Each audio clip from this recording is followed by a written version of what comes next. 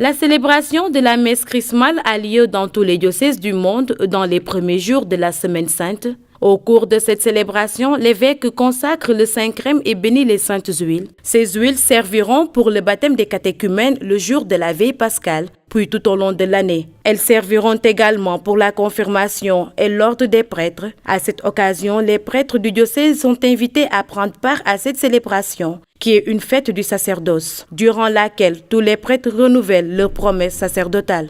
Au cours de la célébration à laquelle nous avons participé, l'évêque a eu à bénir les huiles plutôt et à consacrer le Saint-Crème.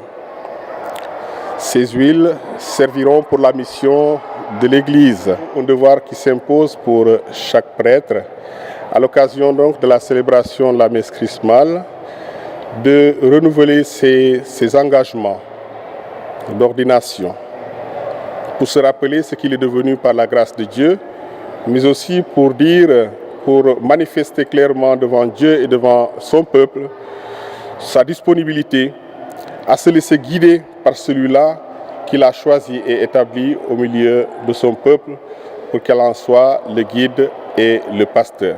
Prêtres, diacres et fidèles sont invités à cette célébration qui manifeste l'unité de toute la communauté diocésaine autour de son évêque. La messe chrismale, c'est la messe au cours de la Semaine Sainte. C'est à cette occasion que l'on prie pour les prêtres. Ensuite, ils renouvellent autour de leur évêque les engagements qu'ils ont pris le jour de leur ordination sacerdotale, à savoir servir le peuple de Dieu, mais aussi appartenir à une église particulière comme celle de Ziguinchor. Et c'est aussi à cette occasion que l'on bénit toutes les huiles qui vont servir pour la célébration des sacrements. Nous avons l'huile des catéchumènes, ensuite il y a l'huile des malades. Devant l'adversité, le mal, on a besoin également de force.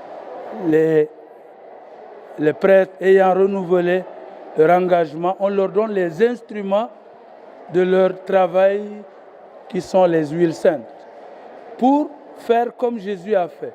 C'est la fête du sacerdoce. Le sacerdoce, c'est ce ministère que Jésus a donné particulièrement à ses collaborateurs, les apôtres, pour justement servir le peuple de Dieu à travers tous les sacrements qui sont célébrés, dont le prêtre est le ministre. Donc c'est la fête du sacerdoce, mais aussi rappeler sa mission, le service qu'il doit assurer pour la communauté.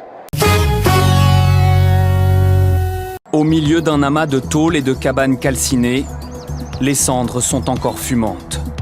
Sur les 300 habitations que comptait le camp de Grande-Sainte, seules 70 sont encore intactes ce matin. Au bord de l'autoroute, des flammes de plusieurs mètres de hauteur et une épaisse fumée. Il est 20h hier soir et plusieurs migrants auraient mis le feu à leur chalet en bois. Selon de nombreux témoins, une rixe serait à l'origine de l'incendie. Il y a eu une bagarre entre les Kurdes qui viennent d'Irak et certains Afghans. Dans l'après-midi, c'était déjà très agité. Il y avait des échanges tendus entre plusieurs petits groupes de Kurdes et d'Afghans. Et puis la bagarre a commencé dans la soirée et ça a continué jusque dans la nuit.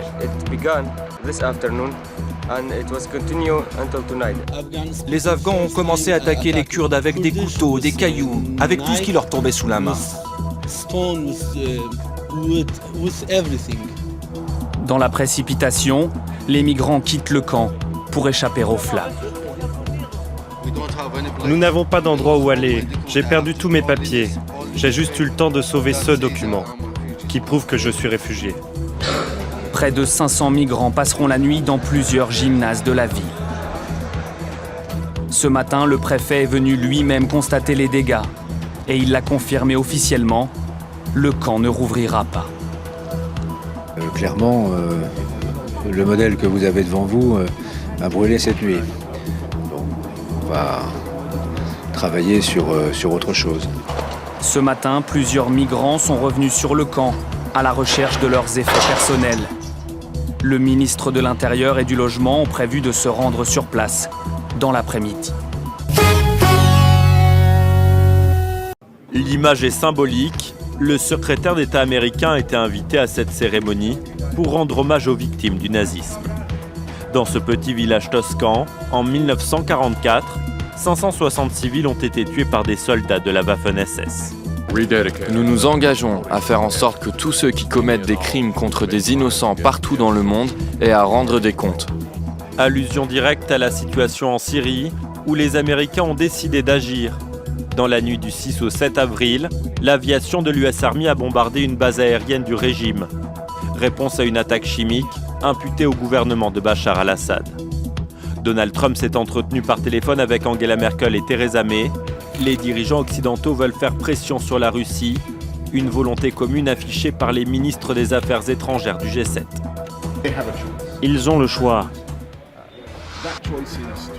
Ils peuvent s'accrocher au régime d'Assad avec tout ce qu'implique ce régime toxique qui empoisonne son propre peuple et empoisonne la réputation de la Russie,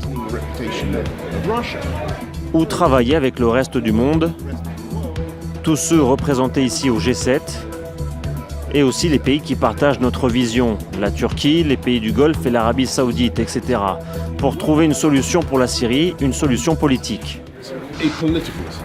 Rex Tillerson arrive à Moscou ce mardi. Il rencontrera son homologue Sergueï Lavrov demain. Pas d'entrevue avec Vladimir Poutine, alors que Moscou a menacé de réagir fermement en cas de nouvelle attaque contre l'armée syrienne. En 2016, le nombre de peines de mort pratiquées dans le monde a baissé selon Amnesty International. À ce palmarès morbide, c'est la Chine qui termine loin devant. Deuxième au podium, l'Iran, suivi par l'Arabie Saoudite, l'Irak et le Pakistan. Ces 4 derniers pays recensent à eux seuls 87% des peines capitales. Mais cette tendance à la baisse reste très relative. Des milliers d'exécutions secrètes auraient eu lieu en Chine, selon Amnesty International. Ce que nous demandons au gouvernement chinois est très simple, explique cet expert.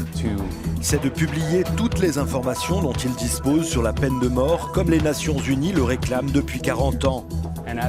Mais les Chinois l'ont déjà dit, ils veulent mettre fin aux chiffres secrets et veulent publier des documents officiels. Les États-Unis restent un cas à part. Pour la première fois depuis 2006, le pays ne fait plus partie du top 5. Il est désormais au 7e rang avec 20 exécutions l'an dernier, soit le chiffre le plus faible enregistré depuis 1991. Globalement, Amnesty a totalisé 1032 exécutions dans 23 pays.